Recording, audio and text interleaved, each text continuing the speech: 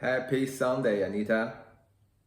As always, I'll keep the video not too long, but please pay attention for what I'm trying to convey, because all the video are actually quite deep and really you can repeatedly watch them and think about it. I hope you can watch them after 1 year or a few years later. They're gem. Okay, so today the topic is quite broad, but I'll try to make it specific. But just bear in mind, it's very broad, a bit loose, but super duper important. It's to do with grow up. Now, grow up does not finish at 18. I'm still a kid because I like to wear the hat that way, right? I'm still a kid.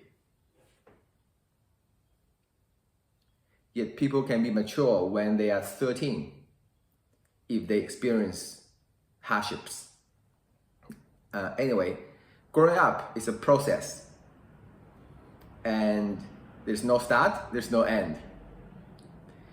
What we call self-realization or personal development. They're big words. Put simply, grow the fuck up. Be responsible. But what does that mean, right? You hear that responsibility at school, at BSHS. I'll make it specific here, now.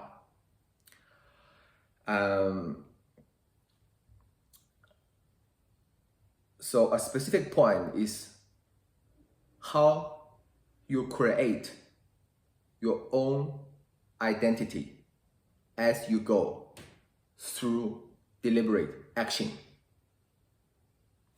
Just that, one sentence, I'll repeat.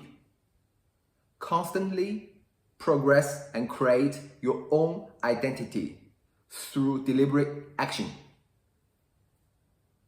Action can mean every tiny little decisions. Now, I mentioned before, if you want to build positive ones, use habit to help you. Habit is just a mean. It's like driving a sporty car. Helps if you are on a racing course. Okay, just an example, right? So habit helps. So you don't have to tough it yourself up every time. It's painful. Okay. Create identity. I'll be specific, right? So each one of us has identities. Now someone, it comes easy because it's defined by families, siblings, schools, friends. Easy. But a much more mindful way is to you by creating it. For you, your situation is also unique, like many people, right? You have single parent.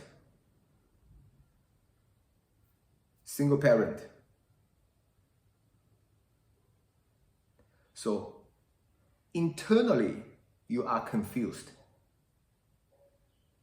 Realize and accept that. Then you have little guidance and kind of like things to bounce with you through siblings. You have known. You are only child, live in a single parent environment. And your own nature may not be a very proactive personality. Accept that, because it matters. Those are the foundation you gotta accept. Then you can build the house. Every house, when they build it, before they design the foundation, they have to test the soil. If the soil is soft, they build foundation in a smart way. If the soil is hard, it can be just a simple slab. Same, you gotta realize your root. Your family environment is super important and it's your starting point. Get it crystal clear so you can move on.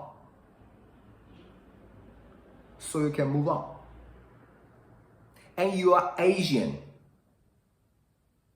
yet you think yourself is an Australian.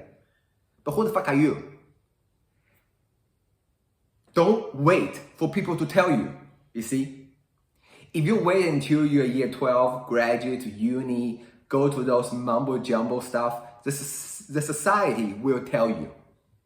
You are this. You are an environmental scientist. You are a marine biologist. You are a chess player. You are like a ballet dancer. You are a white Australian, or you are whatever. You are a vet, whatever.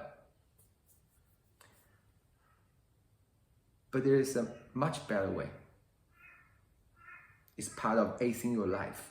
Is you create your identity.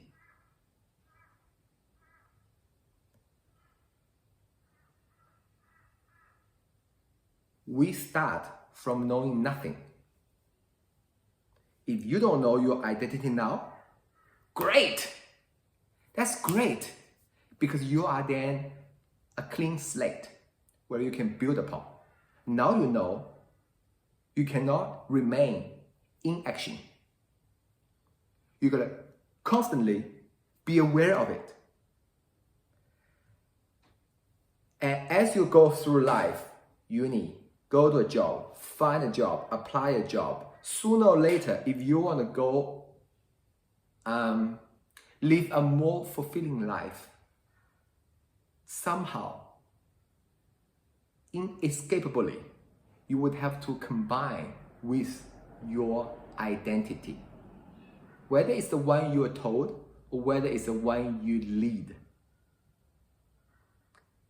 For you to further develop yourself as a person, you will inevitably have to reconcile and combine with that identity.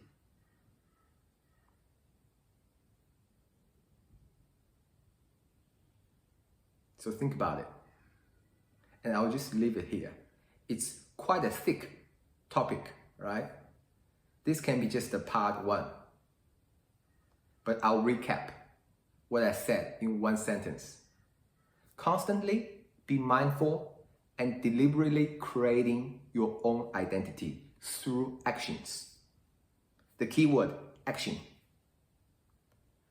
How you choose your friend. How you engage your friend. How you think when you find universities, let's say.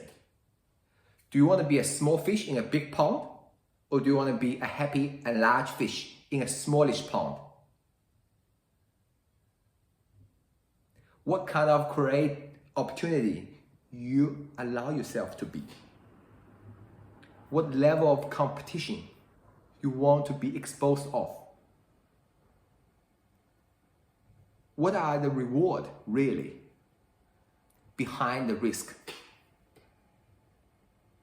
If there's no reward, don't take the risk.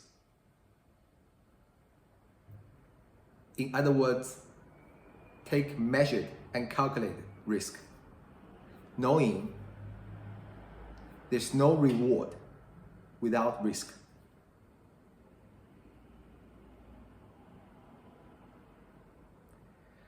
Okay, close to 9 minutes mark. I'm not doing too bad. I think I'll just leave it here. Okay, have a nice Sunday.